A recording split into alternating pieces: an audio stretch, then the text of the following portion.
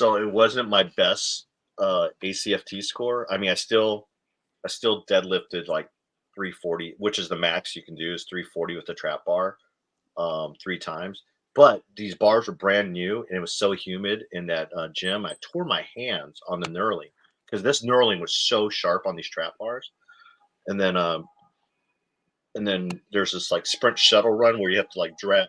It's basically like it's like a shuttle run, but you have like a bunch of like obstacles with it, and there's like a side like a lateral skip or whatever, and then my calf blew up there. Still Did you passed alre- it. had you already Uh, done the run? no, the run's the last thing.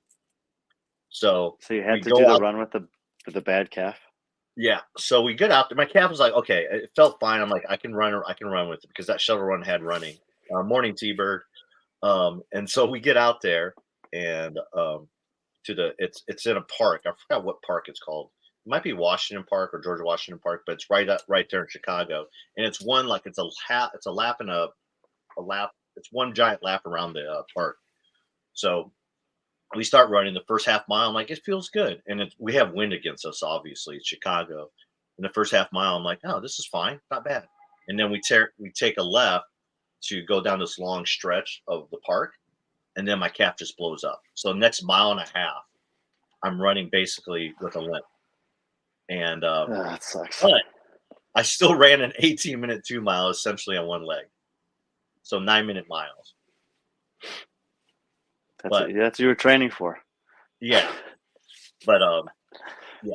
So I passed. It was great. But my right knee blew up because I basically ran a mile and a half on one leg. So my knee blew up. My calf was blown up. So it was a painful day yesterday. So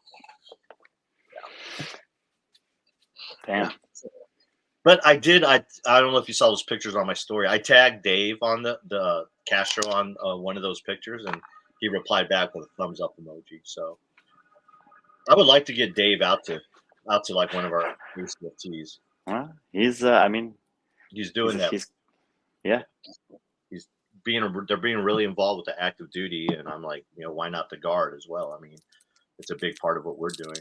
And I almost thought about reaching out to Hiller and seeing if Hiller wanted to come out and take the ACFT with us and maybe document it and see how that ties in. Maybe another time. But It's not I that think far for him. no, not at all. I think it'd be some good content for him, and talk to some regular people and spread the gospel across it. Because I think myself and this other girl, Rachel, she's actually a lieutenant from here, St. Louis. We're basically the only ones that do CrossFit. Everyone else is like they're just they just do regular gym stuff. So good morning, Alyssa and Ernie and T-Bird. But however, it is not morning where Brian's at. Brian, No. where are you right now? I'm in Istanbul, and more specifically, the quite historically famous Bosphorus Strait that bisects what otherwise would be a landmass of Eurasia. I can just see Asia over there, and I'm sitting on the European side at the south end of the Bosphorus Strait. Yeah. And you're there because, speaking of Eurasia, you're there because this weekend you will be broadcasting and covering the Eurasia Throwdown, right? Yep, Eurasia Throwdown Finals Saturday and Sunday this weekend. Obviously, came from Saudi Arabia today, and so taking advantage of an opportunity to visit one of the most historic and famous cities in the history of humankind, at least in the last 2,000 years. Yeah. Well, that's what we're here to talk about, is that this past weekend and you being in Saudi Arabia for the first time, not your first time in the Middle East, but first time to the kingdom. Yeah. Yeah, I mean, it's interesting the way that the perspective of traveling evolves over time. Thanks, because when I went to Dubai in 2019, that was like a big deal for me, and been back a couple times. I have taken like stop layovers in Doha, but never been outside of the airport. And so, pretty late, within 2 months of this trip, was when I kind of decided to do it. Maybe even less than that, and it just was like now it's still a big trip, but it doesn't seem so daunting anymore. But to go to Riyadh, it still seems a lot different than going to Dubai, just because, it's a different country. It's a much bigger country. It's a desert, and it's right in the middle of it. It's like, Yeah. so you just, and if you never been there, and you have spent some time over in the Middle East, of course, but you just don't know. Like, it's in some ways, it's almost like the opposite of being in Hawaii, where it's like, okay, I'm going to Hawaii. It's part of the U.S., but it's just in the middle of the ocean. Like, Hmm. if something goes wrong there, I'm in the middle of the ocean. If something, Yeah. what is in the middle of the desert? If you just look at a map and you have no context of it, you just see this, the capital is just there in the middle of the desert.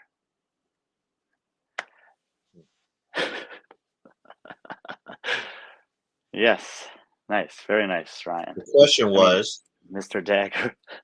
the question, Dagger, was that shower alone? Don't answer. No, no, don't. Anyway, so, I think, and then, so basically, Omar, who he does emceeing at most of the competitions in the Middle East, and Luka Jukic, who is a friend of mine for many years now, and was the defending champion from SandClash 2023. They helped to get me in touch with the organizers from SandClash. So I had a meeting with these two guys, both of whom are named Nasser, 6 to 8 weeks or something before the competition. One of them, black screen, it's just a picture of his face, and he just looks like he's a Middle Eastern guy with a beard. It's just a picture of him. And the other guy is in like full black attire, black mustache, black slicked, like very well done hair. He's sitting kind of like this at a really fancy boardroom, and it felt very formal. It felt very serious. And I'm just, basically trying to tell him what I can offer for his competition without really knowing very much about it.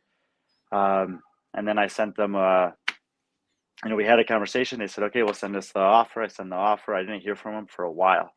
And then I heard back, and they're like, good to go. Good to and, go.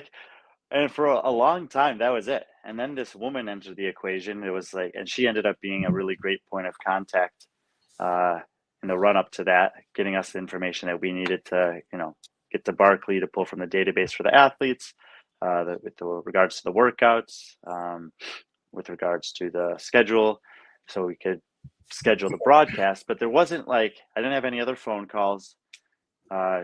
She responded to most of the things I asked, but sometimes just miss something.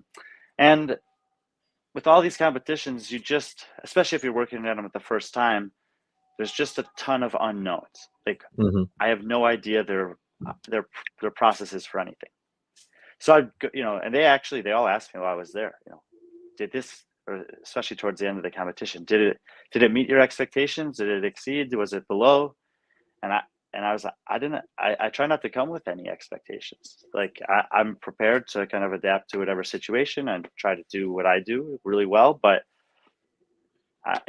it's kind of like, if you are expecting something great, you're probably going to be let down, and the other way around. So I was going there pretty blind, like, not in terms of what's the city going to look like, what's the climate going to be like, what is the demeanor, how am I going to be greeted, received, and how will they operate? Will they be receptive to, it's like, hello, Audrey. Oh, you got a better picture now. I like that picture better.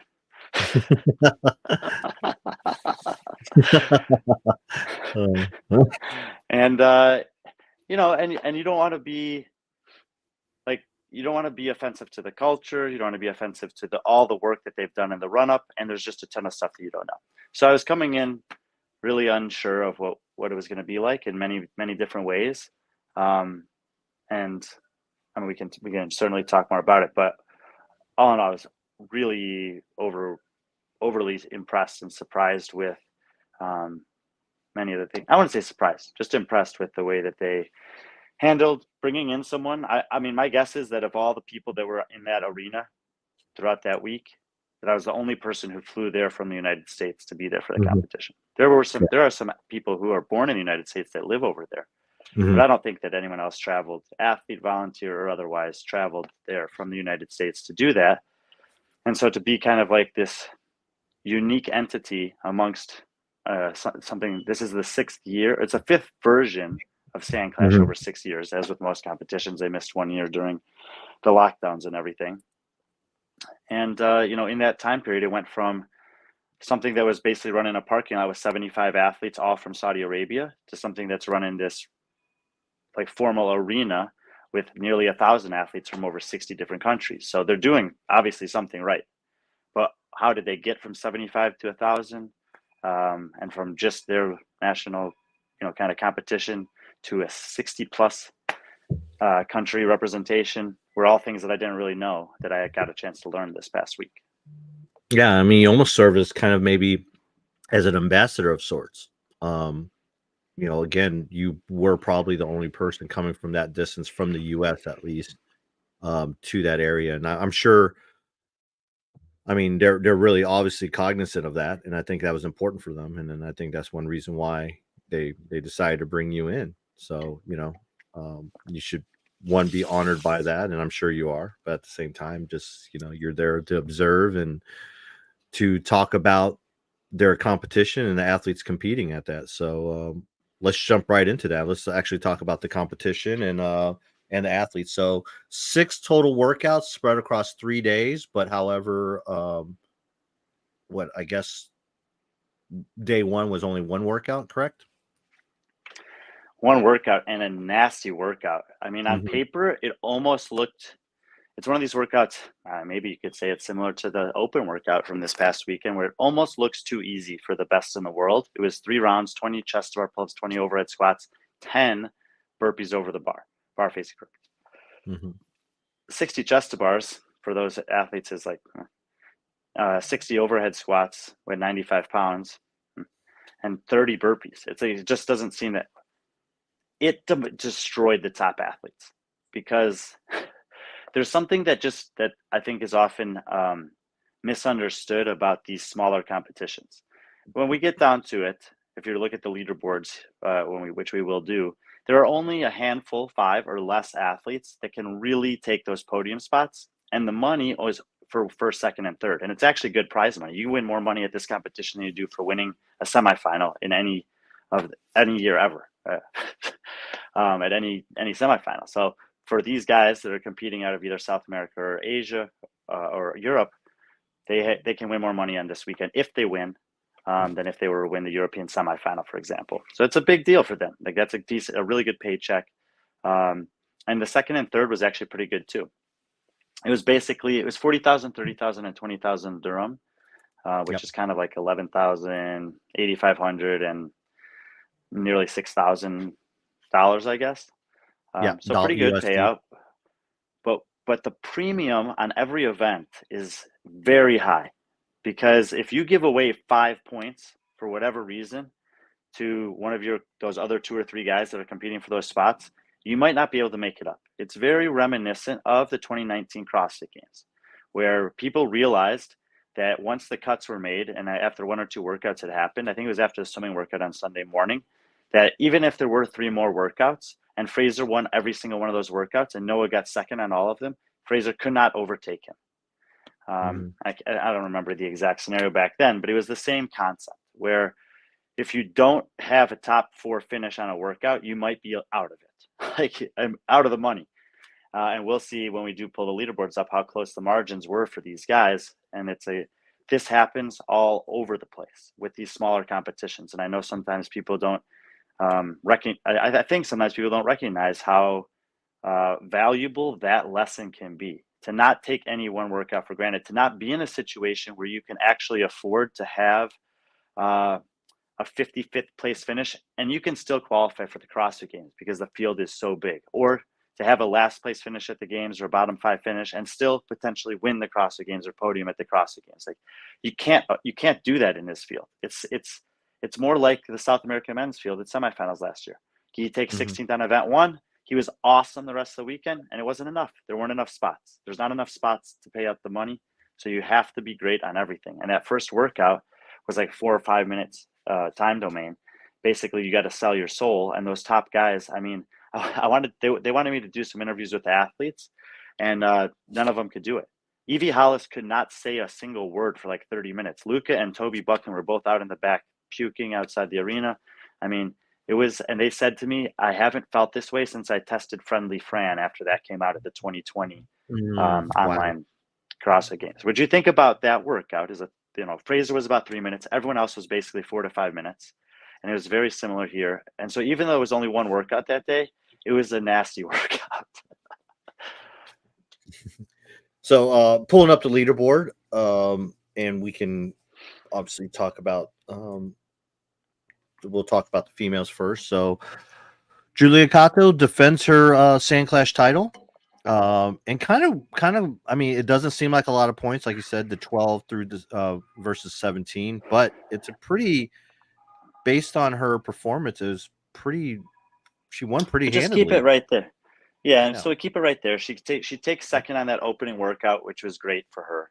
But it kind of expected. You would, of the top scores there, probably Sola taking fifth was more surprising than anything.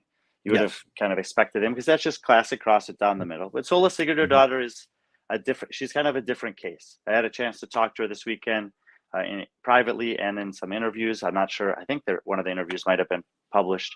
And she doesn't have the same competitive fire that she had 2 or 3 years ago. She still loves CrossFit. She's coaching them in Doha, and she's training, and she's coming to compete. But she's kind of coming here to kind of try to refine that competitive fire. But it was kind of, it reminded me to talking to Guy Maieros at Wadapalooza. And in some cases, also the conversation we had with Mel a couple of weeks ago is like just another athlete who had this career for whatever period of time and then needed to do this kind of reevaluation and see where she was at.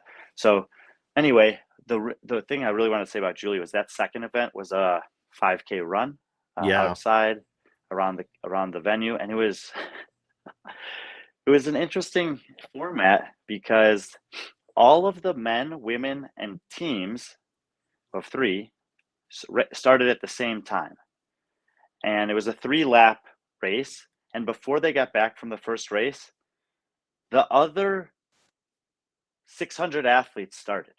Yeah, you can see it there. A massive humanity. So the whole course was like just 1,000 athletes running it.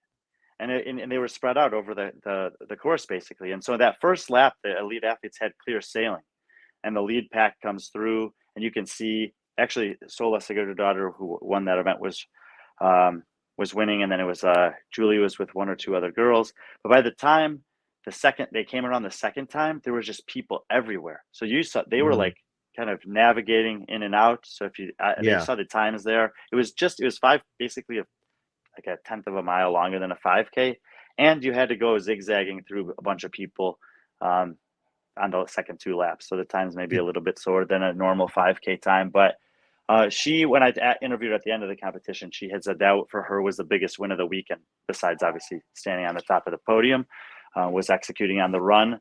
And, she made the games a couple years ago, didn't make it last year. It's pretty competitive in South America. It kind of seems like Victoria Campos has that top spot. Obviously, Alexi Williams will be out this year. She's recovering, but Larissa Cuna's back in the field. And I think Julia Cato's in the mix. And if she's improving in something that's kind of been a struggle for her, running, it was tested at semis last year. It's always tested at the games a ton. But generally speaking, if you want to be one of the best CrossFitters, that's something that you just have to be good at. It translates to a lot of other stuff. Yeah, it definitely does. Did they have chip timers? Is that, I mean, especially I can imagine them going through all that humanity, how hard it would be to keep track of that. But well, I mean, this has become a pretty regular thing at competitions when you do an offsite event of any kind. And obviously there have been a lot of running events this year. But Race Arabia, I think, was the name of the company that was doing it. They had the chip timers, and they also had Race Arabia had cameras set up at specific checkpoints, and then the competition also had cameras set up at specific checkpoints. So they had like kind of one of them, a still camera on the start line, still camera on the finish line, and then at I think 4 or 5 different checkpoints, plus a couple of mobile cameras. So they had a lot of different ability to review those. And what I usually advise to competitions is if you're going to do an offsite event, if you're going to do the offsite event that has a chip timer, I would not recommend doing it within 24 hours of a critical point in the competition, whether it's the end of the competition, a cut, something like that. I mean, I've seen it take 2 days to resolve those things before in the worst case scenarios, and it never happens as quickly as you'd like it to when you have it with a huge group of people like that. The other option that you can have, but it's like, is it worth the money to do this necessarily? Is maybe just don't do it for every division, right? Maybe because they had a huge scaled division. Maybe you do the offset event for the scaled division, and that's like a special thing for them. You know, when Taylor Self and I programmed the Charlotte Classic, we had one workout that was unique for the least competitive division, the scale. I think it was called scaled at that competition as well. And they had some sleds that they were using in the parking lot the elite didn't touch them. The RX intermediate, it was just that the bottom division they used that. It gives us a little bit of a special feel for them. And in an offsite event kind of a setting, it also takes the pressure off trying to do 900 scores in a small amount of time. Yeah. Well, it looked like that race company, or was it Race Arabia, you said? I think so, yeah. Yeah, they were busy because there's a high level Tough Mudder competition going on in Saudi Arabia at the same time as the competition. Wasn't sure if you're aware of that. Yeah, I mean, obviously, this actually is a good topic. You know, obviously, there's been a lot of conversation surrounding Saudi Arabia and sports in the last couple of years. And what I mean, dude, apart from all the competition, this just the things that I've learned over there, that I learned being there about that country and the evolution of it and where they're going and what the kind of incentives are. It's a kingdom, like you said, and so there's the king, the prince. And basically the idea is that they're investing money into a sector of their economy that's yielding a return and helping their economy move towards their bigger goals. And that's as simple as it is for them. So, and prime example for that the most common example for that, and that is Live Golf. They're pouring millions and millions of dollars into golf, professional golf, where which I would love to see. But basically, why you have so many of these golfers leaving the PGA to join the Live Tour is like they're guaranteed a salary, so they're getting paid no matter what. It's and on top of getting bonuses for winning their own tournaments. So that's why you have so many PGA golfers doing that. And then of course, Saudi Arabia has brought events like WWE, and they've brought some of the biggest boxing matches have happened there, and UFC is going to make an appearance there as well. So it's great to see, especially looking at that 5K. It looked like it almost kind of reminded me of CrossFit's 5K at the games, where they turned it into a community event where you saw people crossing. But this is what they did afterwards. So of those, let's just say 1,000 athletes that were competing in SandClash, there were over 1,000 other athletes that came after the course was clear and ran the race as like a community event as part of that. And they wanted to have over 2,000 athletes run the course, and they did. That's amazing. That's awesome. They're actually they've in the last I can't remember if it's 8 or 10 years, but something along that lines. The percentage of their population in Saudi Arabia that is classified as being active, which means I don't know, walking at a minimum on a regular basis for exercise, has doubled from in the mid 20% to nearly 50% of the population. Something like that. Yeah, and I think that's part of that initiative that we talked of. They have like an initiative by 2030. There's some goals they have, and I think fitness is one of them for their local for their population. And I think the UAE has something like that, where I think it might have been Dubai, where if you have a certain level of fitness, you actually got like a bonus or you got more money. I'd have to look it up, but it seems like a lot of these companies, a lot of these countries are putting incentives into having a fitter country, a fitter population, which makes total sense. Yeah, and Sport for All, SFA, is they're basically the financial backers. It's a government that helps to run this competition. And the competition organizers have to kind of justify that what they're doing there is meeting certain objectives that are in line with Sports for All and Vision 2030's bigger picture objective. So it's cool. That really resonates with me because we've been talking about it over the last several months, especially. I really believe that these competitions, and look, how many competitions have we gone to now where there's over 1,000 people competing? This is the fifth one in a row, starting with Mhm. Wadapalooza, Fittest of the Coast, Fittest Experience, Pamplona, and now SandClash. And these communities, different parts of the world, are, um, they're working towards fitness goals, Yeah. and that breeds better lifestyle choices, better Mhm. dietary choices, sleep habits. Like, you're going to try to prepare for that. And I just see it over and over again. And then when the governments, like we had experienced in Scandinavia, are starting to get involved with that too, it's hard to not really like get excited about. Yeah.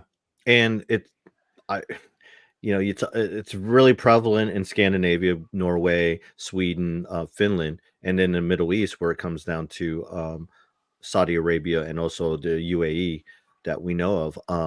That they have these government entities where that's their main responsibility is, you know, having these objectives to having a healthy population. And it's kind of crazy that the U.S. really doesn't have anything like that, you know. But I don't know. But that's a different topic of discussion, I guess. But let's get back to this. Back to 24.2. Obviously, if you see that, they're basically using the same number system that you would use for the open. So don't get misled by that. That's actually not Well, 24.2 that and they did, but oh, they're using that for the workouts. yes, the They workout. Yeah, but they also are using the open style scoring system, Hmm. which they use in Pamplona. And I know that a lot of the athletes don't like it, but in this case, I actually thought it was okay because The number of um, athletes. the huge variability. Hmm. It's prayer time back there, by the way. Yes. Huge variability in the number of athletes per division. I think the women's had maybe 30, where the men had close to 60 registered.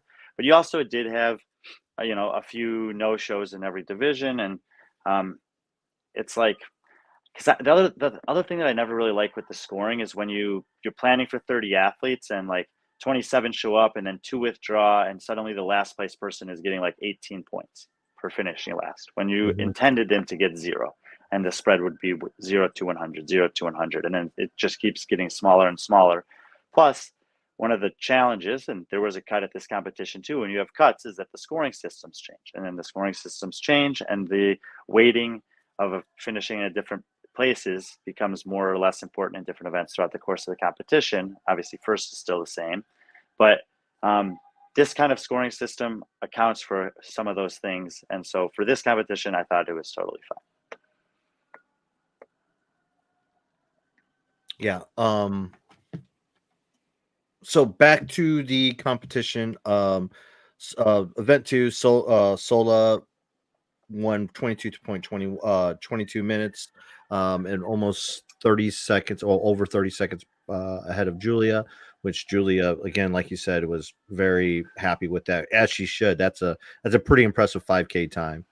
Um, and One then other thing about the women's division, just in general, is because sports for all is obviously, just by the name, it's meant to be a very inclusive. They had two competition floors there, and one of them was, they call it the private arena, and this is a place where women can compete without cameras or men watching them. The mhm, gym that I went to do the open workout, for example, Interval Plus, which the guy who owns Interval Plus is one of the competition organizers.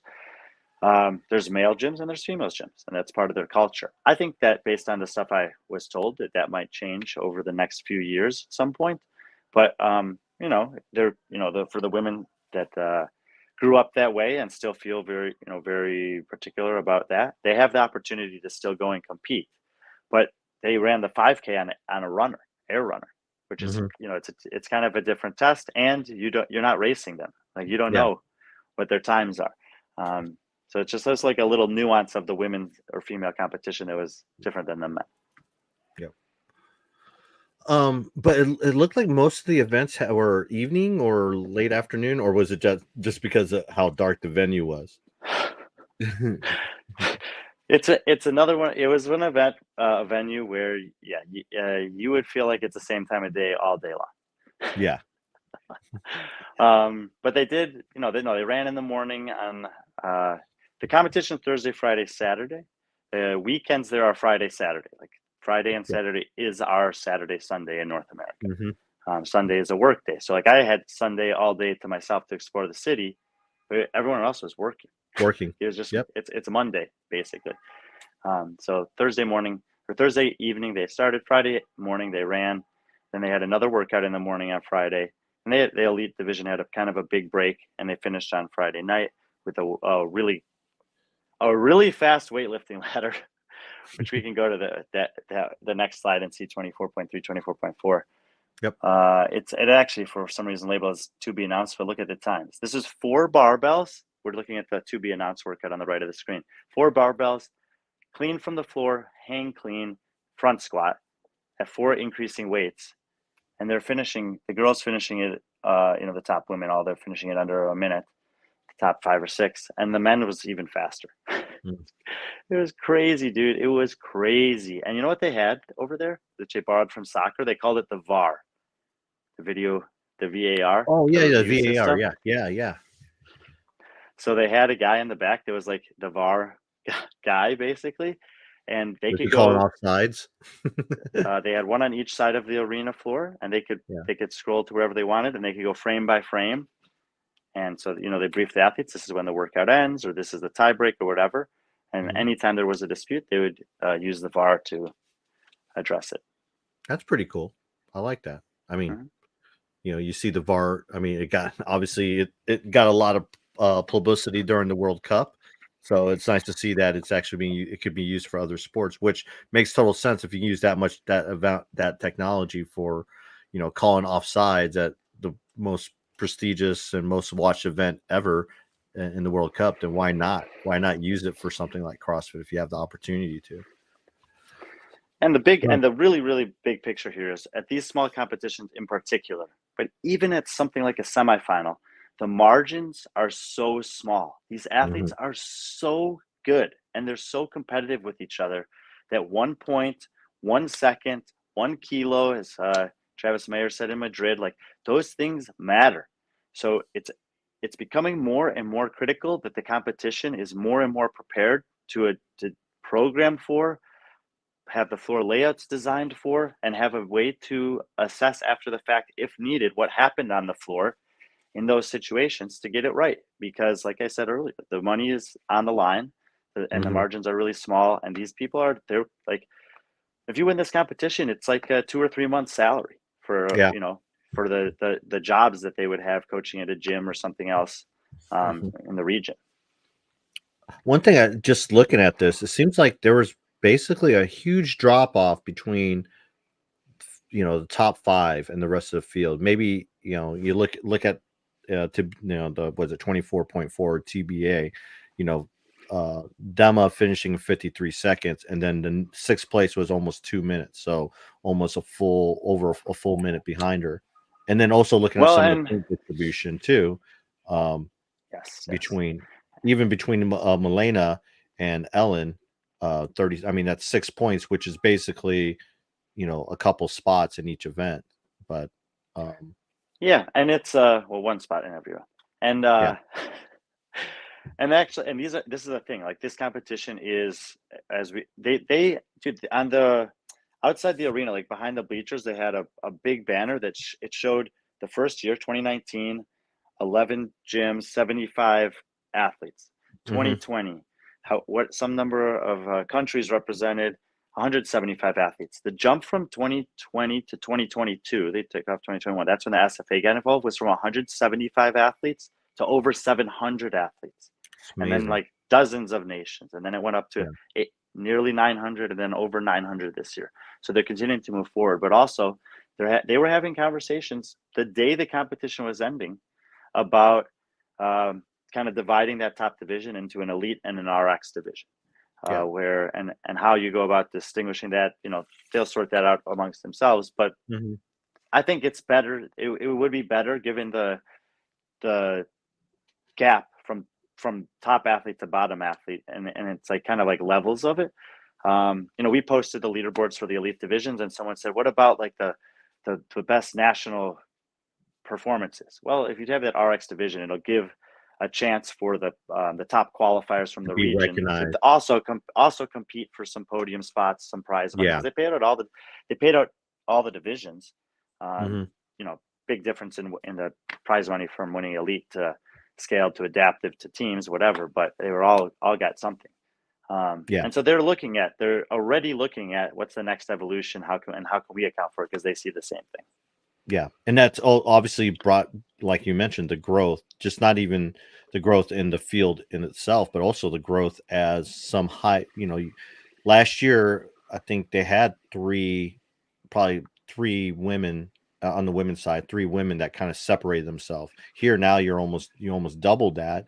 And I imagine next year is going to be the same, where you might even triple that, especially when it's being broadcasted. Our involvement of media companies like ours, and maybe other media people giving it some attention, and also the prize purse. It was an increase from last year, roughly almost $2,000 increase for each each finisher that it paid out to. So, and like you said, And there were athletes that, this is cool actually. There were athletes that I've been to competitions in Europe primarily this year that were reaching out and saying, "Hey, is that a competition that's worth considering next year?"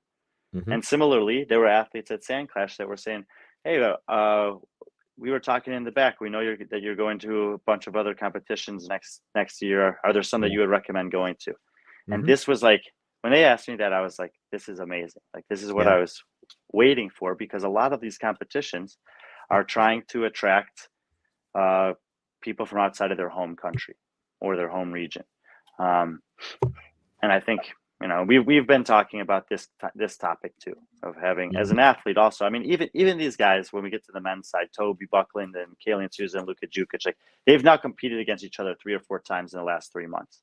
Yeah. So it's fine. It's good. They develop relationships and rivalries, but then also to branch out and go. And, Lucas said him and Lazar have been kicking around the idea of finally coming over to compete at Wodapalooza, which would be like that, kind of the comparable thing for them. Yeah. Yeah. I would love to see a team of 3 with them, and maybe those two, and maybe like something like Luka Vunjak, and keep it as a keep that as a national pride team or something like that. But that would be brutal. That would be brutal for them to do a worm with him, though.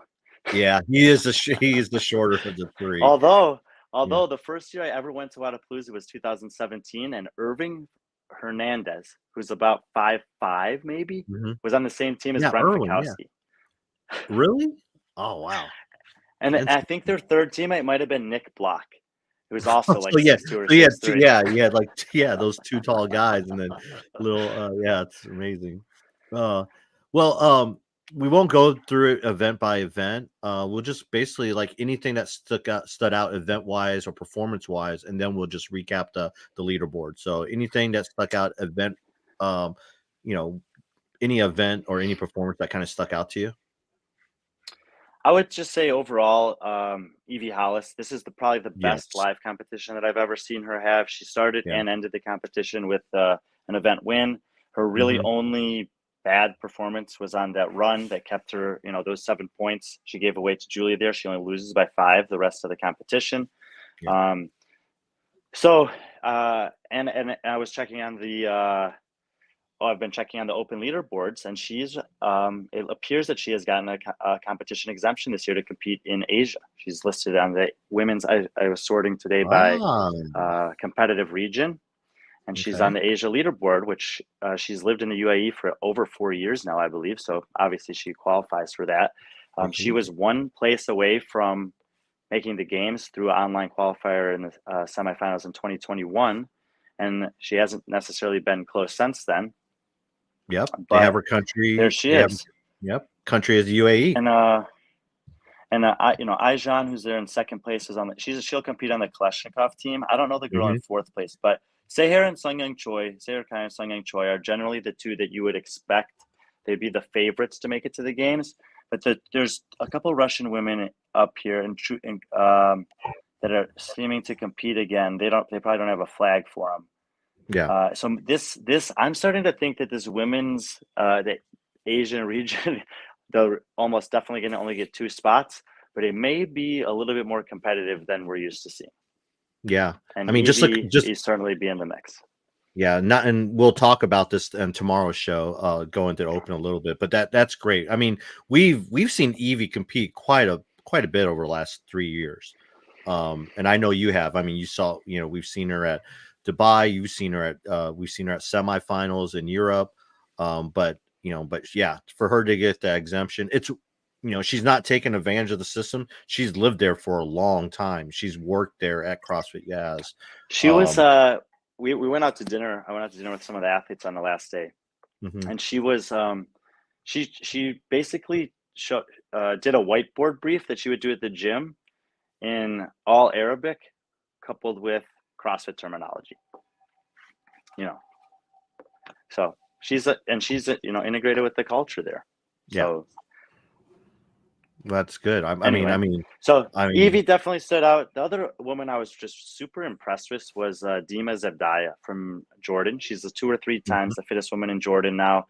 She finished 4th there behind three athletes that are not from the Middle East and are not born in the Middle East and are 2 of them been to the games. One of them has been on the fringe of the games, like you said, at the semifinals. And she was kind of like clearly the next best person in the field. Well, I mean, she's only 2 spots ahead of Ellen. Ellen Holmgren's daughter beat her last year. Ellen finished 2nd at this competition last year, and Dima was like 5th, I think. But what impressed me the most about her was she's just like a consistent professional.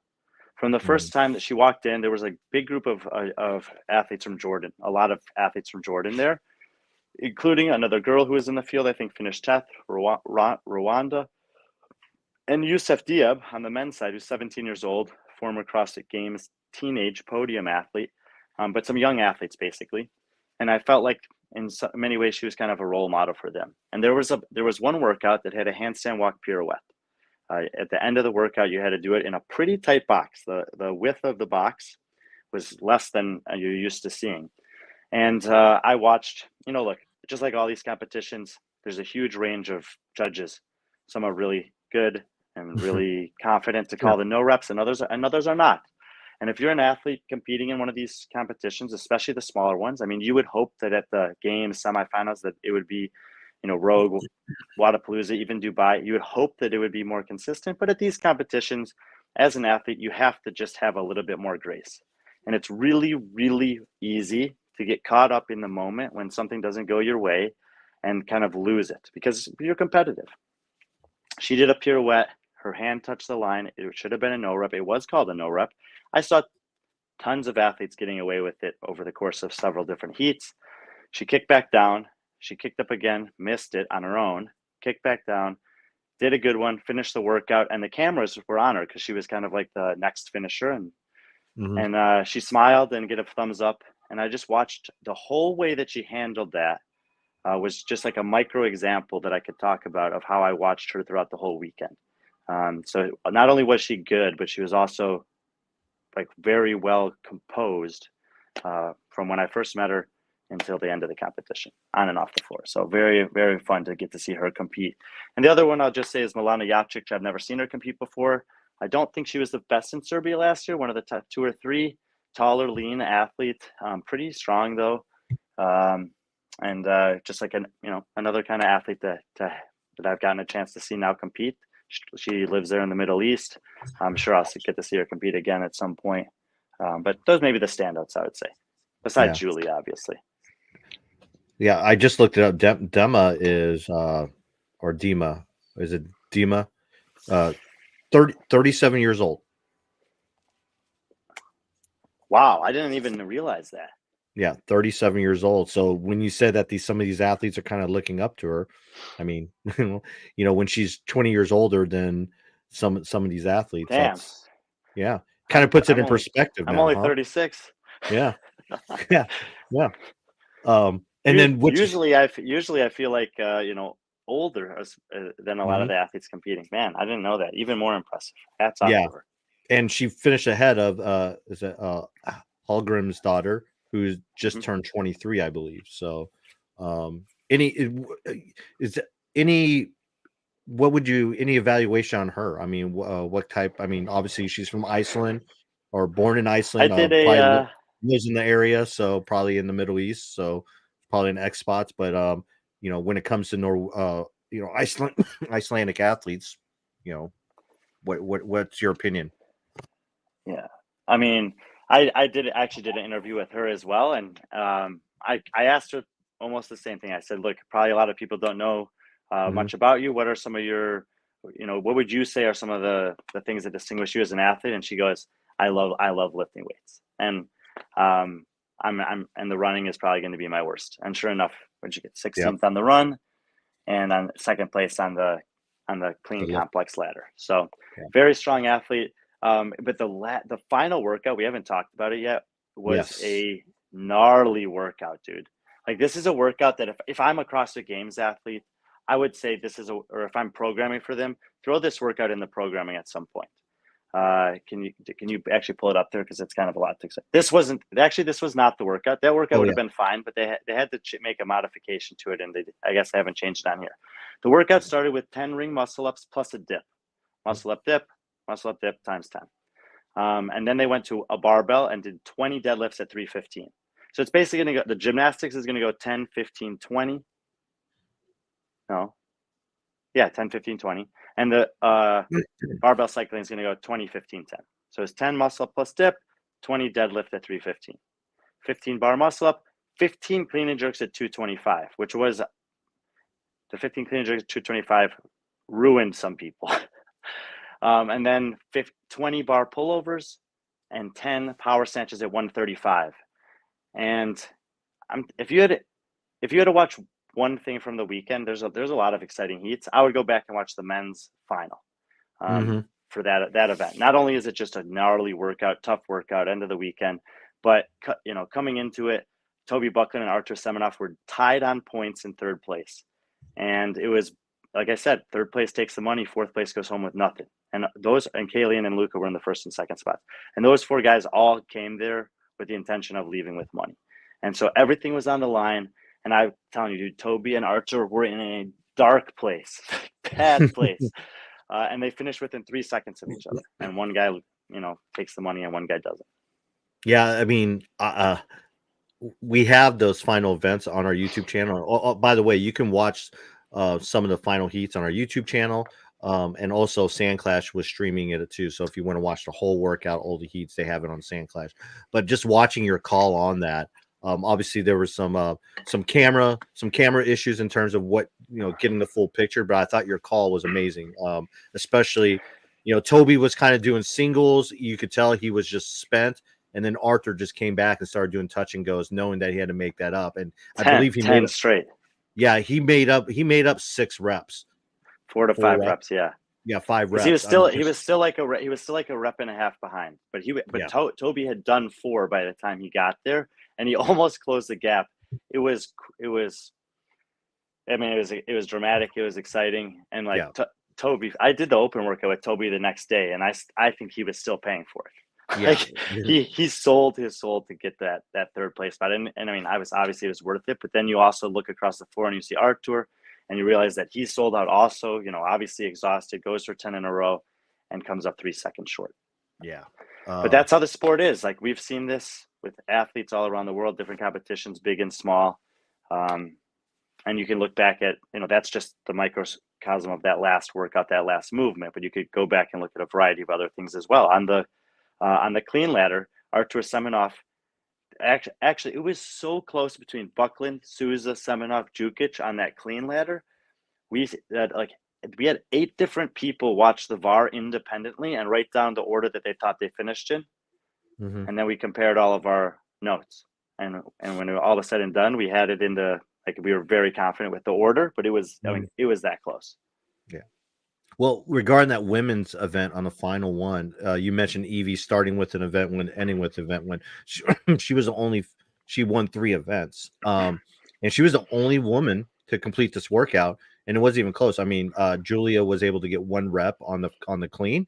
So, but Snatch. Evie, the snatch. Sorry. So Evie just that's impressive. I wasn't shocked by her being on the podium, I was more shocked by her performance. Like this is I it think was that great. I think that she basically established the lead right away in that workout Mhm. on the ring muscle plus dips, Muscle which ups. seemed Yeah. to be a very strong movement for her. Deadlifts were a non-issue for the top athletes. The muscle ups seemed to be mostly a wash, and then the clean and jerks or cycle rate was a little bit faster. Um, it was, I would say, the biggest surprise in that workout was how difficult the pullovers presented for these Mm, athletes. Like, I don't know if I might have seen one, maybe Luca was the only one. I'm trying to yeah. think that did more than 5 in a row at any point.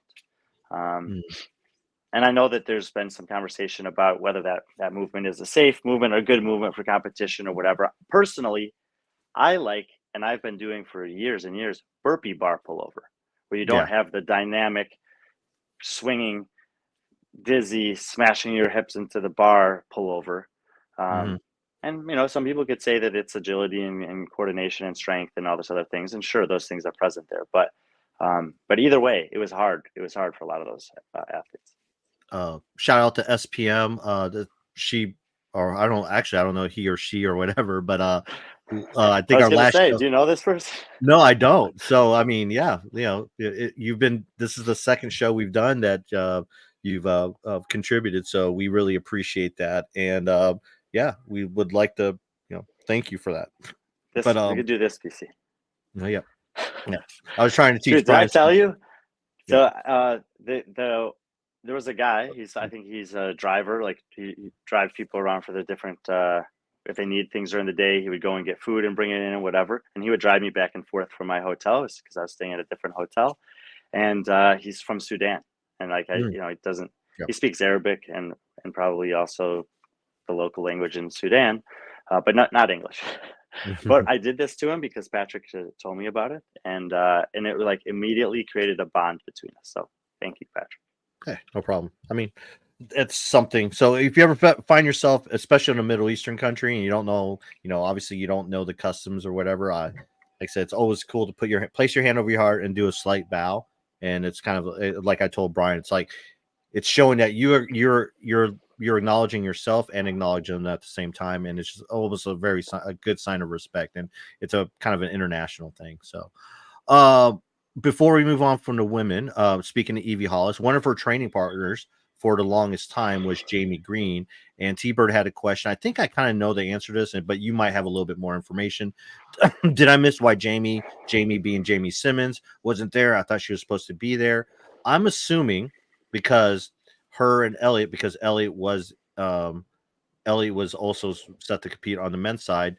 They traveled to Hungary to do the open workout with Laura and Gabby and Christoph because actually they're going team with Christoph. I don't think Mia was there. Well, actually, she have to be there for the open workout or is it? Yeah. It's So I think you have to do the open workout in the same location as your teammate yes. or So the affiliate you're representing.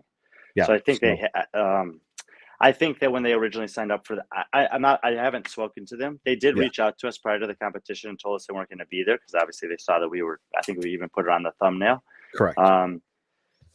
And then they said, hey, sorry guys, we're not going to be there. We'll catch you at the next one, whatever. But I Hmm. think that's probably why, is because you Yeah. need to do the open workouts in the same box as your teammates. Yeah.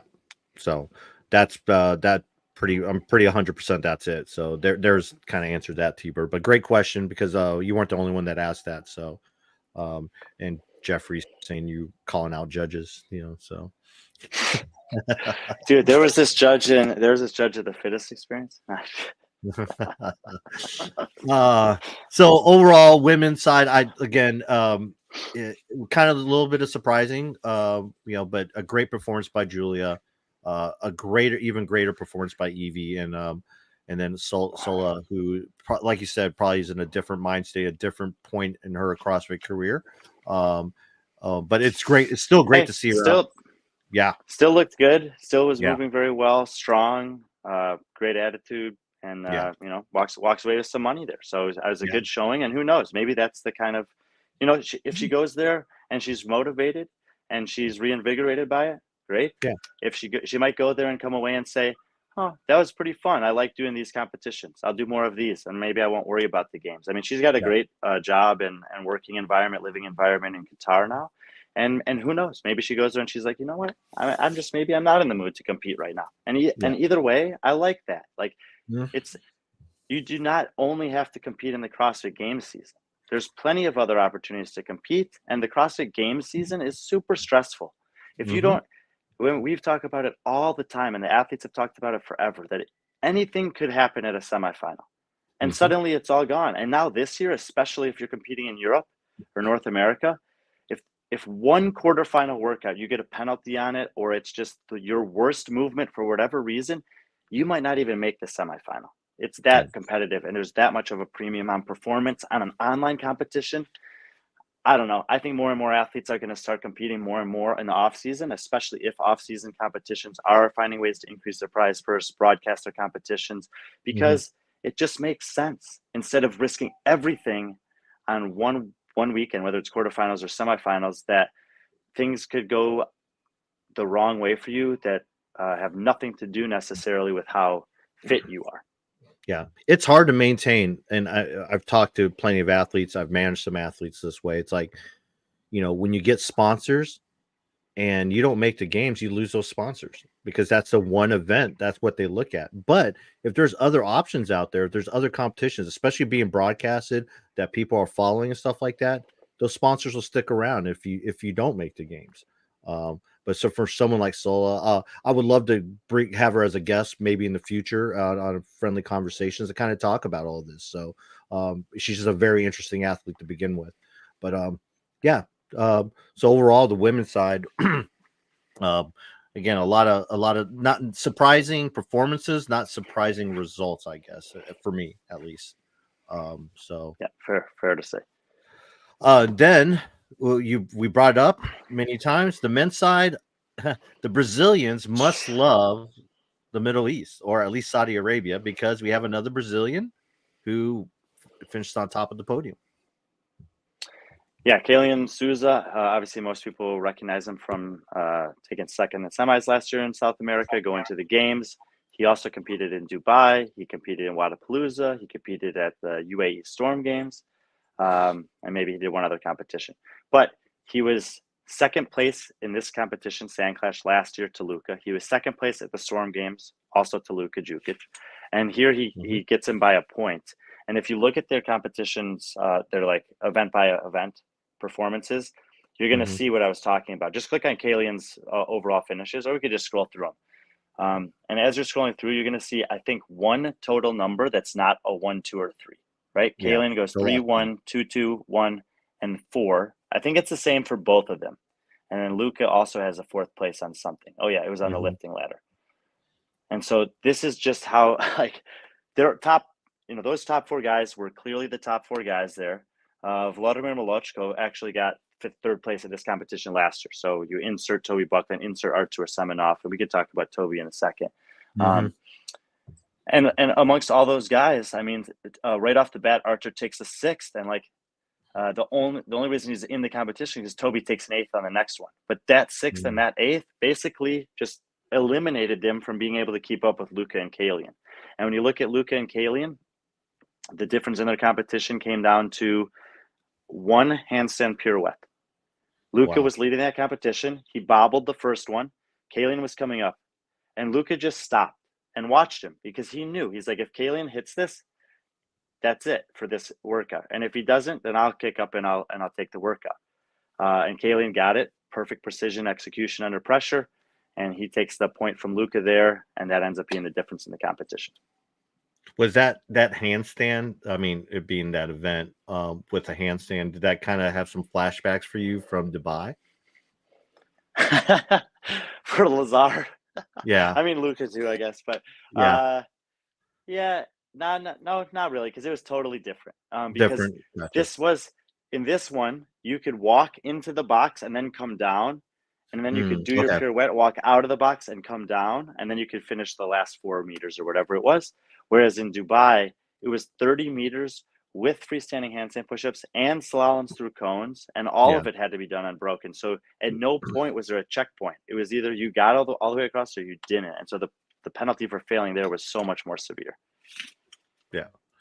I mean, a lot of people. I mean, Kalian's only 23 years old, which is, And I believe, Luca's only 25. Toby's only yeah. 24. I don't Yeah. even think Artur's that young. Like, these are young guys. They're going to be around. Well, I was thinking more along the lines of like game implications. How old is Guy? 24, 25? I mean, he's very close in age to Kalian, maybe a year older. Yeah.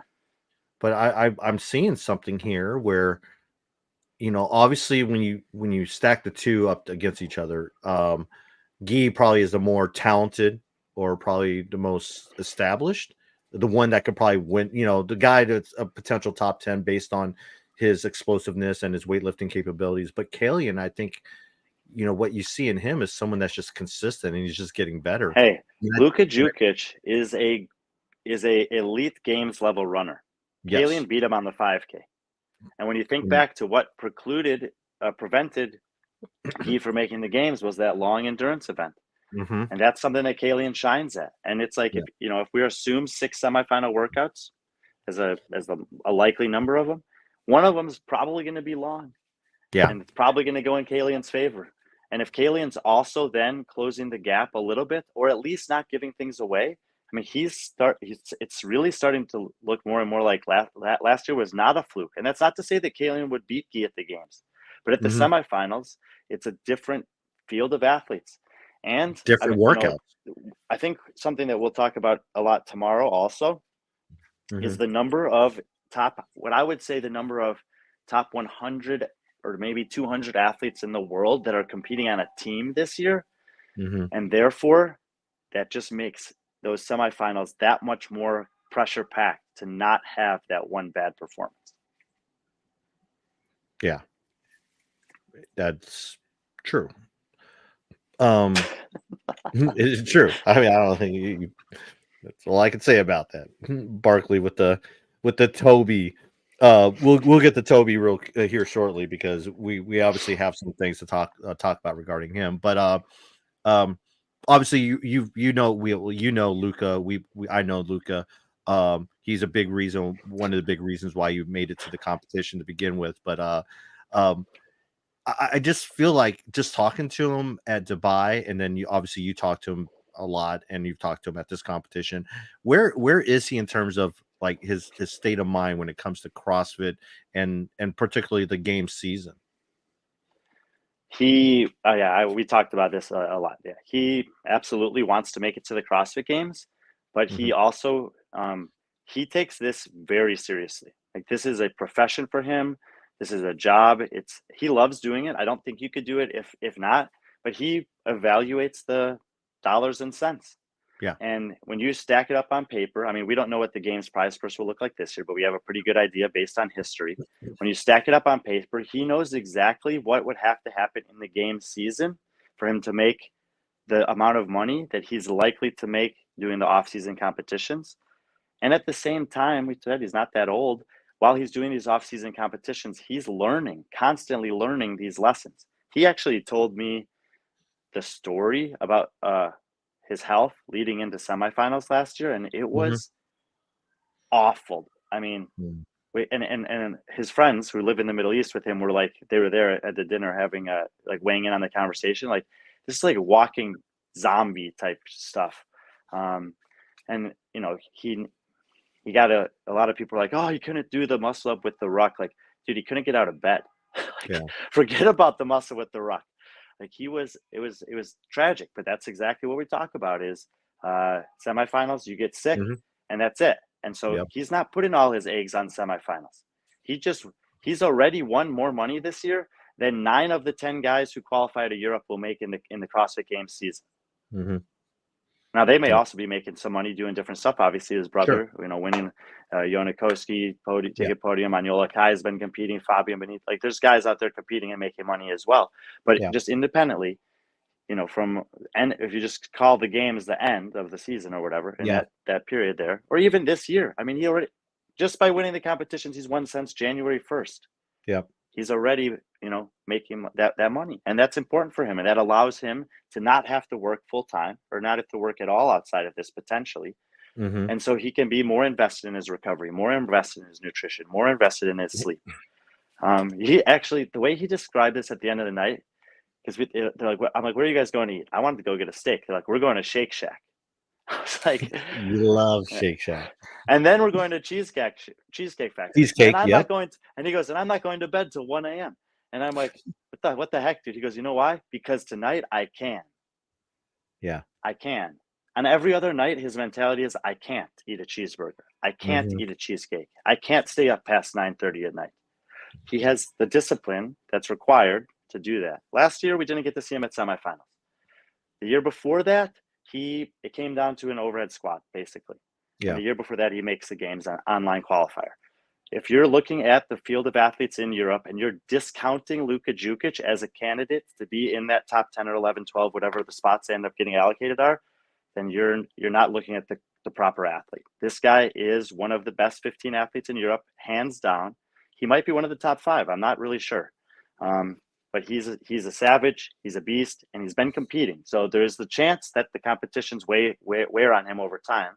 There's also the chance that he's learning from those things, and that when it comes down to it, he's going to have the ability to execute under pressure. He has something, and people have gotten to see this weekend with some of the open athletes, this ability to just black out, to just go to a dark spot. I mean, after this whole weekend of competition, he still posted his time of 6:18 on the open workout. Like, get out of here. And yeah, so Luka Jukic is very, very dialed in. He even said, he's like, after the run, he goes, I think Kalian beat me because I'm 2 kilos heavier than I want to be. Yeah. Him and Laz are very similar to that. They're very aware of their body, and they don't they're not excuses when they say this is the reason why this person beat me. It's because they truly believe that, and for them it's not an excuse. It's because of an error, because everything's so calculating to them, and I think that's very underrated. Very underrated, especially in someone like Lazar. Yeah, and he always qualifies. He goes, I'm not taking anything away from Kalian. Basically, what I'm saying is that yeah. I didn't run my best 5K because I'm just a little heavy right now. Yeah, exactly. So it's nothing on that athlete. It's something that they did. So it's more, they're not making excuses for that athlete or themselves. They're just saying, this is, again, what I was trying to get to is like, you don't think of Luka. I mean, we always throw the stuff like at Fikowski as being the professor. Everything's so calculating. I think Lazar's just as calculating, and Luka's there too, and Luka's learning that from him. And I think I've seen that change, especially in Luka, where, and I attribute that. Well, we've been you and I have been talking about this for 2 or 3 years now. It's like now he's getting to the age where his brother had that breakthrough. Yes, and the difference is that his brother chose not to go to the games in 2019, and then flash forward 2 years and he's making the top 10. Yeah, Luka did go to the games at that age, and now he hasn't made it a couple years for, we already talked about the reasons. But now he's 25, 26 years old, which is just the age his brother was at when he had that breakthrough. So I would not be surprised if it's this year or next year that suddenly Luka Jukic has a top 20, top 15, top 10, performance at the games in him. It's still, and this is And this is a really good case study for someone like Luka. If he can, like I said, have that breakthrough where he's consistently being like top 5 and he's making the games and still do the volume of competitions, he can do very well for himself as a professional athlete for quite a few years.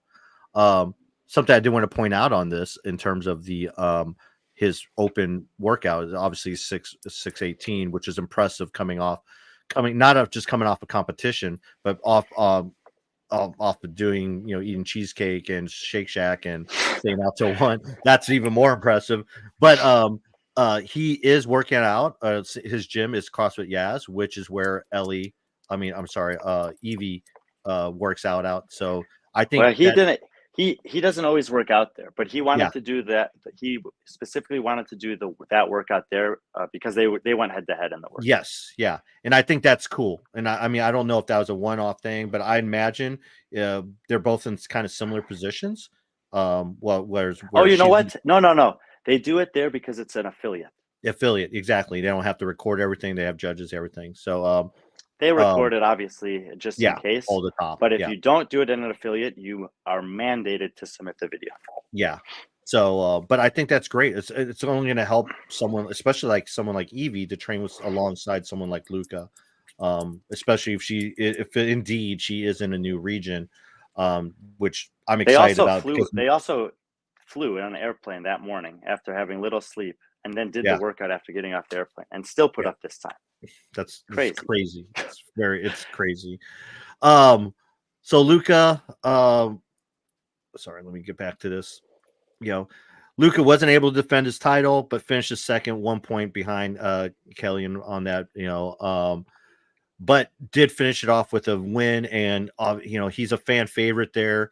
You could tell we put up that highlight of him. Well, Across. what he told me is that this goes all the way back to when his brother was coaching in Kuwait, and that his brother developed popularity in the region. And then when Luca came, they knew him as his brother, and now they know him as Luca independently.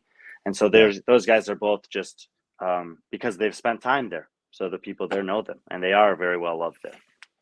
Yeah, I really did like this workout in terms of this video.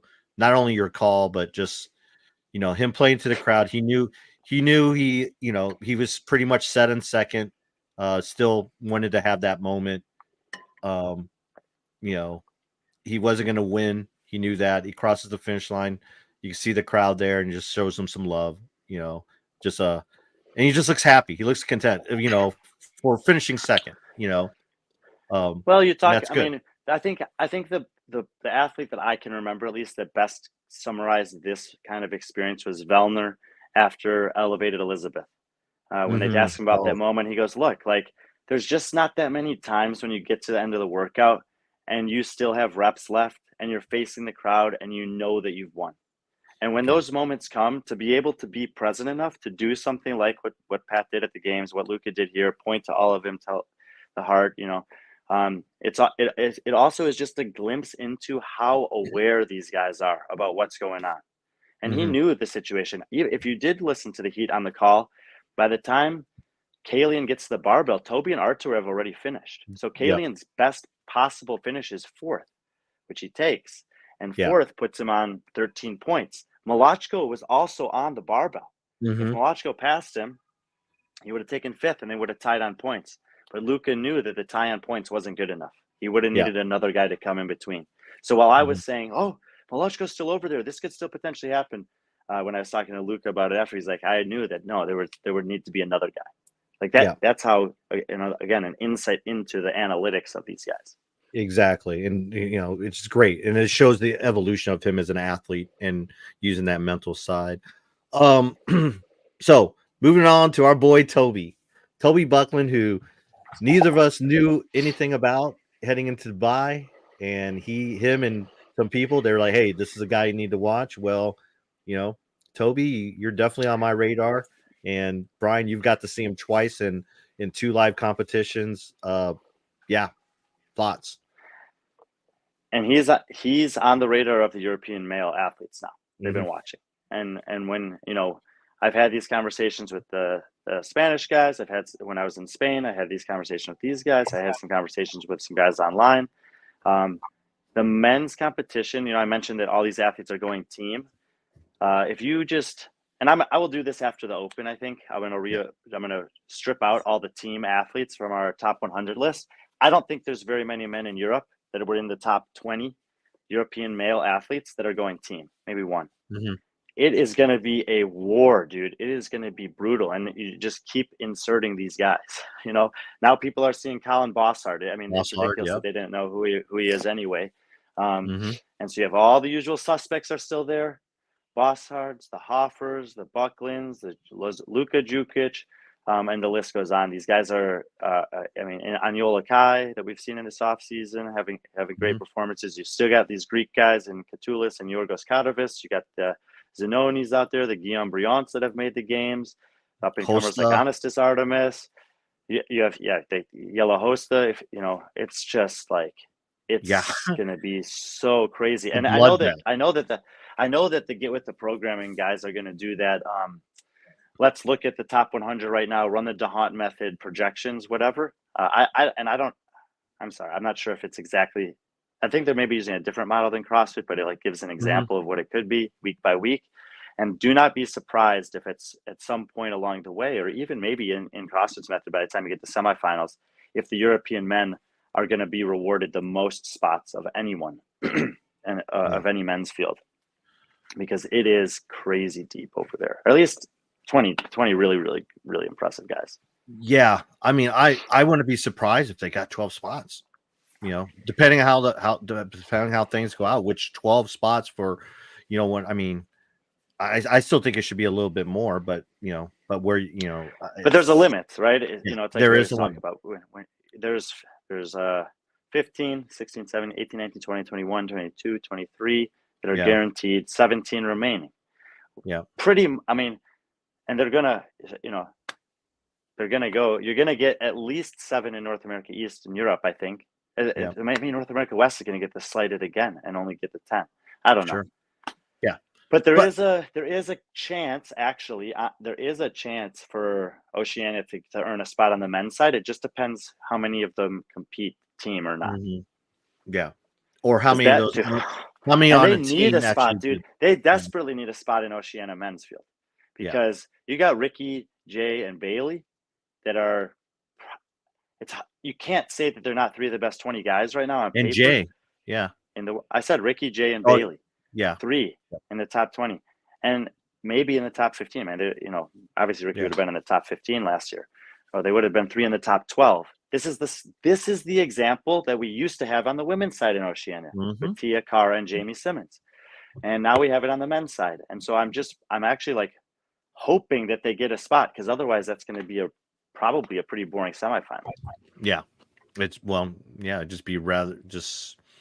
Yeah, I mean, well, but the thing is, I guess what would make that exciting is Ricky hasn't won that semifinal. Jay has. I mean, there are storylines that you can write, of course, but I'm saying those 3 guys are so good. They're so well rounded, and it feels like they're all 3 of them are still improving. Yeah. So the mountain for any other person, the Peter Ellis's, the Luke Fowlers, if Royce Dunn comes, Royce Dunn will compete, the Zane Healy's. I mean, anyone who wants and they're young. Maybe if who's the guy, Baden Brown, if he'd decide to come back and compete, there's just not spots over there, you know. Yeah. I mean, even someone like Douglas who made the games and. Exactly. Yeah. It's crazy, but that's another conversation. Toby Buckland.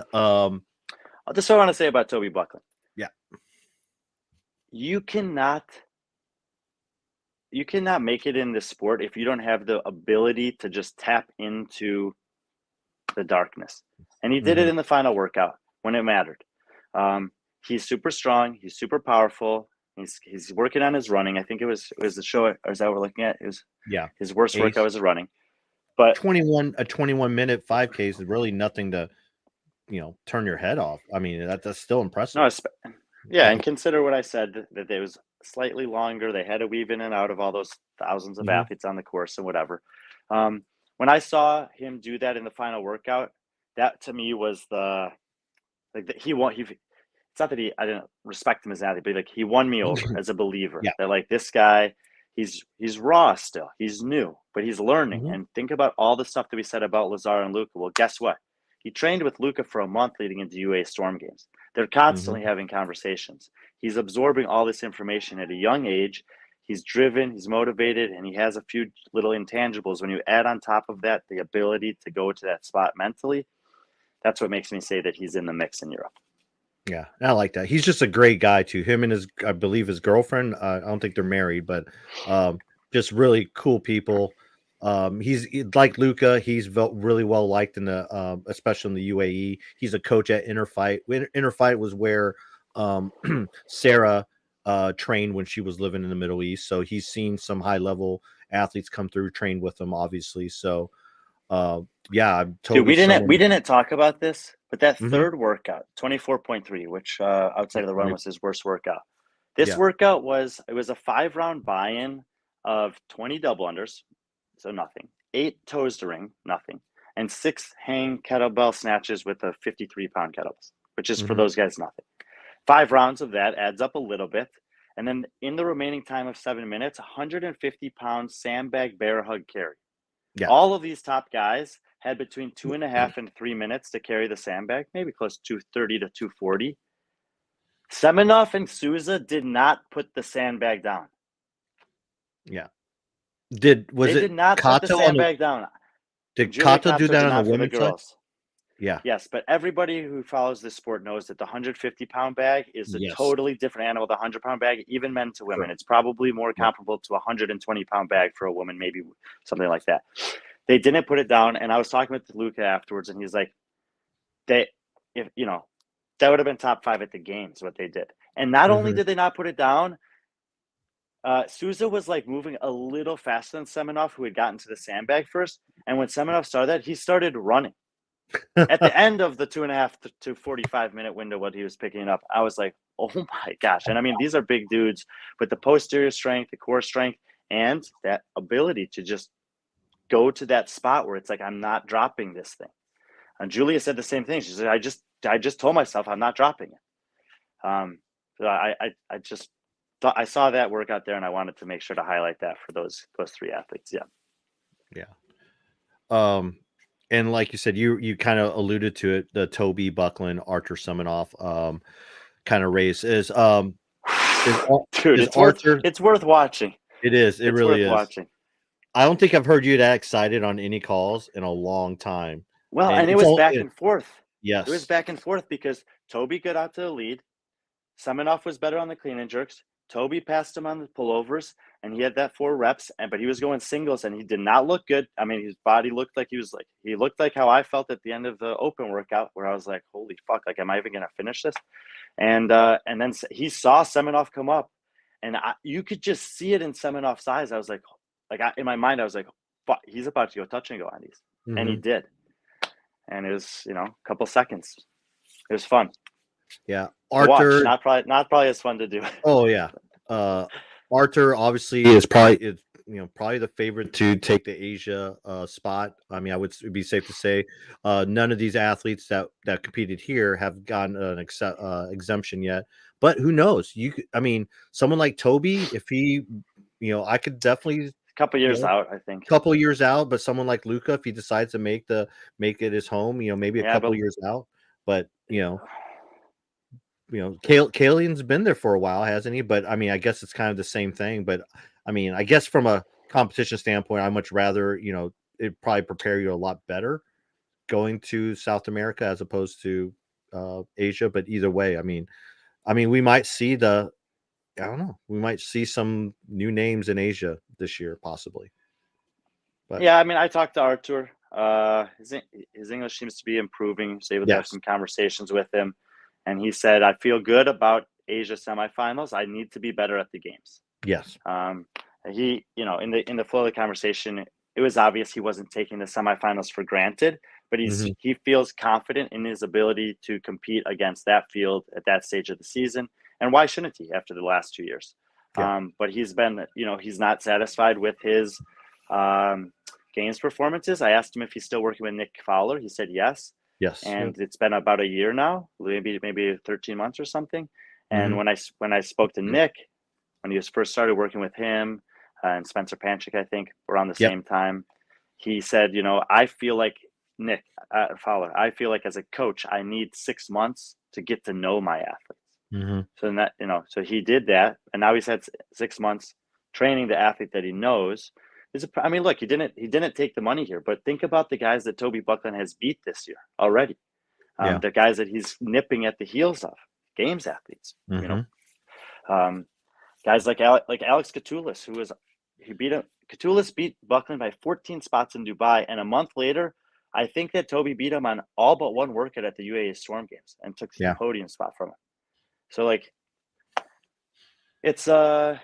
Yeah, some of that's due to programming.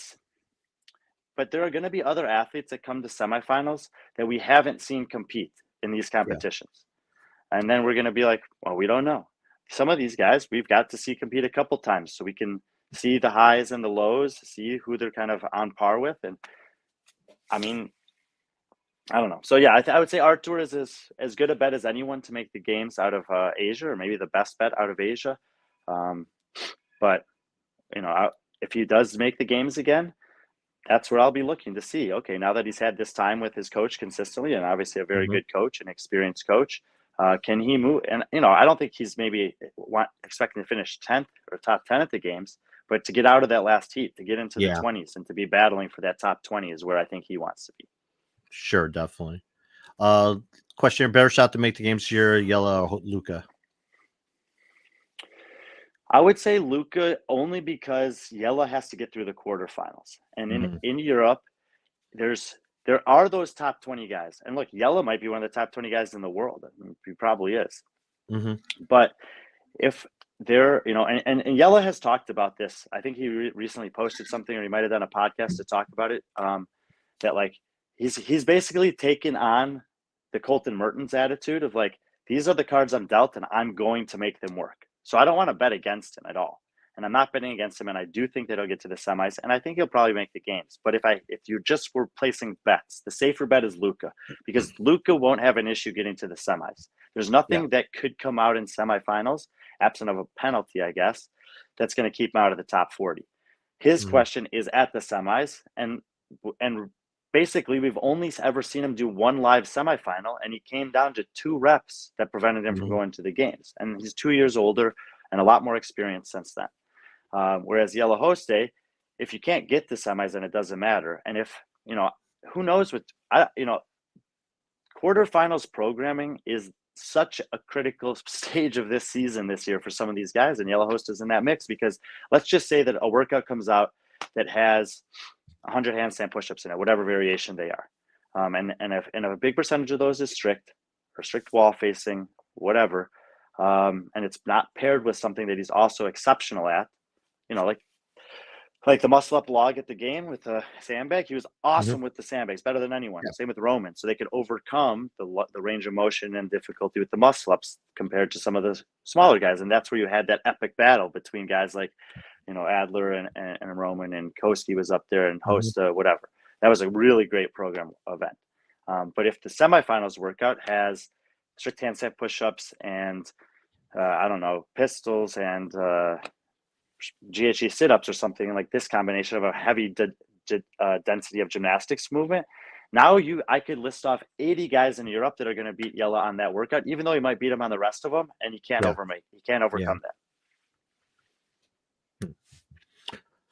Well, before we wrap up this, wanted to send a shout out to really quickly talk about the teams. No surprise here on both the men or women's side. The Kolesnikov team for the women was Kolesnikov team Oreo, winning this pretty handedly, over 10 points by the Millennials. And then on the male side, the Kolesnikov team Blue Oyster, finishing 7 points ahead of the WAD guys. So, the WAD guys were the defending champions last year. They had a late withdrawal, and Giannis Papadopoulos. If you don't know who Jan Pop is, or John Pop, he was the fill-in athlete, and he came there. This is also a good one to watch. On the last day, on both of the workouts, just the way that the workouts were designed, it produced a really close race to the finish between Giannis Papadopoulos and Andrei Fedotov. Andrei Fedotov, I think he went 6'11" on the open workout yesterday after this competition as well. He's like 5'6", maybe 5'7". He's powerful, smaller athlete. He's kind of like Fraser or Matt McLeod type of a build of a guy. And Giannis Papadopoulos, like, he won the 4-rep max deadlift or 3-rep max deadlift in the last chance qualifier that 1 year. Like, he's a huge guy. He did the clean ladder, and he told me he wished he was a snatch ladder. He's so strong, it's insane. They went head to head on single leg squats, handstand walk pirouettes, and then they went head to head on barbell snatching at the end of the last workout. And Fedotov won one of them, Papadopoulos won the other of them. Both of them were epic finishes. But yes, all of the Kalashnikov's announced team were participating there. Alexander Plushkin and Andrei Fedotov on the men's side, and then Alina Anajan on the women's side. Kamila Takayeva was the other woman there. That's where you see the Kazakhstan flag. She's probably one of the top 5 or 7 women in Asia. And she's actually going to be competing this upcoming weekend as an individual here in Istanbul as well. Yeah. So it looks like the Kolesnikov team is, what we expect out of them. They're they're probably going to be the taste of, I don't see them a team beating them at the Asia semifinal, especially with their experience and the quality of athletes that they're returning, because obviously two of those athletes have been on the team the last couple of years, and then those additions They are look actually good. yeah They look good. yeah yeah It was interesting on the clean ladder for the teams. Just pretend it was you, me, and Chad doing the ladder. The first person would clear the 185 bar. The second Mhm. person would clear 185, and the third would clear 185. If the third didn't clear the 185, then nobody could even touch the 225 bar. That was how it was set up. So it's done. You're done after that. And they had their they Andre and Alina are the smallest athletes. I can't remember if it was Andre or not. Alina went first for the women. And I was like, Mhm. what? Why is she going first? Well, it was because she was the strongest. It's like, damn. And she was impressive. Yeah, they were good. Yeah. It was like that was All the right. best chance that I've really had to see that team compete up close and personal, because I don't go to the semifinals in Asia. Mhm. And at the games, they just kind of get lost in the shuffle in those middle couple of heats. Yeah, I would say that they are like Semenov. They're the best bet to make the games out of Asia. Yeah. Well, that's one reason why we're on this tour, to gather information, data, see athletes we normally don't see, go to countries we normally don't see. So I think overall, I mean, from everything I've heard and seen, everything is a very, very successful trip, a very great way to start off the 2024-25 tour. Yeah, any final thoughts on SandClash as a whole, or any thank yous or shout outs? Remember that guy Sully that was asking if I was going to bring the shirts over there? Yeah. The preview show. He was in the Yeah. elite division. He's a young kid there. Got the chance to meet him and talk to him. Incredible guy, and I wanted to shout him out. Cool. Well, shout out to Sully. Appreciate all the support, and hopefully this isn't. I mean, one reason why we're doing this is to build relationships, and hopefully, we'll have an opportunity to make these stops a regular thing throughout the next couple of years. And if that's the case, then we're looking at options of possibly having merch available at some places, whether it mean Brian carrying some shirts with him or going through maybe a local distributor or something like that. So I want to send a shout out to, I wasn't there, but I want to send a shout out to Omar and the guys at Perform Athletics. He mentioned Omar earlier in terms of being another reason why Brian was able to be in Saudi Arabia, but Omar's been a really good friend to us. His company, Perform Athletics, has been really supportive of us. They're one of our sponsors at the games this past year. They're probably the premier equipment company in the Middle East and the Asia region. So, give them a shout out too. Speaking of support, obviously, as always, HGR CBD. If you follow Brian's story today, you will see that he had his trusty stick with him. And with all the traveling he's dude, done, I remember 2017. Dave posted the gargoyle, and everyone felt like a gargoyle. 2 days after doing the open workout, or was it? No, fuck, it was just yesterday. Jesus, yeah. I feel it a little bit, but nothing like that. But I put the relief stick on as I was walking around Istanbul. I feel great. Yeah, use friend 20 for 20% off HCR products. That's always there. I was actually talking to Carl. Carl was watching a lot of the coverage, and Carl's obviously a big fan of us, a big supporter, but not just by name. He actually does really support and love what we're doing, and he loves what we're building here, and he's in all on it. So, I told Carl, like, I owe you some content with me and the dogs. He's like, no rush on. I'm like, no, I want to do this for you because you've been so awesome to us. And now you keep saying it, so you I can't say it know. anymore. Now you actually have to do it. I gotta do it. I do. So busy week ahead of us. Obviously, Brian's in Istanbul. He's gonna be Wednesday will be our Eurasia throwdown preview. We'll have something up on the website, a more in-depth preview, and then we'll do a show on it. But tomorrow we have a pretty cool show. We're gonna do some leaderboarding, 24.1 leaderboarding. We'll plan on having Bella on with us. And the leaderboard. Yeah, if you haven't submitted your scores, make sure you do that today. I believe Bella from the open announcement. The Bella Martin. I know. By the way, she crushed. Oh, she crushed it. She did it so awesome, and I'm so proud of her. I mean, obviously we know her as a great person, a dear friend to both of us. But yeah, she crushed it. But yeah, she has some time for us, so she's gonna try to jump I'm gonna on with us. I'm gonna stay up late here just for her. Oh, all right. Well, then I'm gonna message her. It's I'm like, 11. It's 11 hours time zone difference. that's all right. You're like not getting any sleep anyway. So, I'm gonna sleep tonight. I'm gonna be asleep in 10 minutes. yeah. Well, then we better not delay that. But yeah, tomorrow's show should be fun. We're gonna. I think it's what be. I forgot what time what time it would be, but I believe it's definitely You 11, said 11 a.m. 11 Pacific. Pacific. Yeah. Yeah. 11 a.m. That's 10 Pacific. p.m. here. Yeah. 10 p.m. there, 1 p.m. Central. So tune in. We're gonna break down the leaderboard. Go kind of in depth in that. Get Brian's thoughts, Bella's thoughts, my thoughts. I have obviously, if you saw that, We're gonna set the record straight on some people that have been sleeping on certain athletes. Yeah, I thought. Hey, I mean, I know you got to Not see you, PC. not you. I know. I thought the PC picks. I thought I was pretty good on those.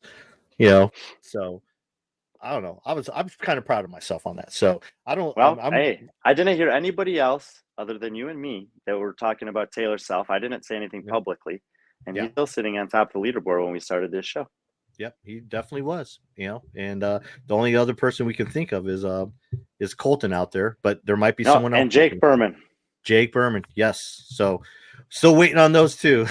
But man, that we will talk about tomorrow. But for Taylor to put himself out like that, bravo to him. And it was something to see. And what Sevon did. Everyone else that I thought had a chance to take that time down has already posted. I can't think.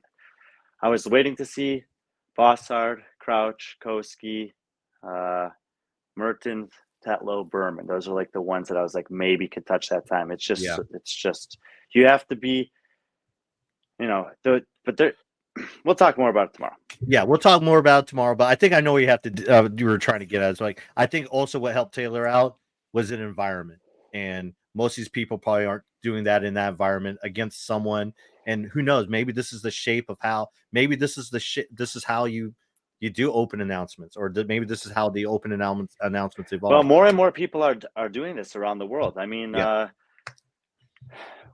talk about it more tomorrow. We'll talk about it tomorrow. Yeah, Brian's got to get some sleep. We've lost a lot of you guys because I'm sure there's other things you want to do with the rest of your day.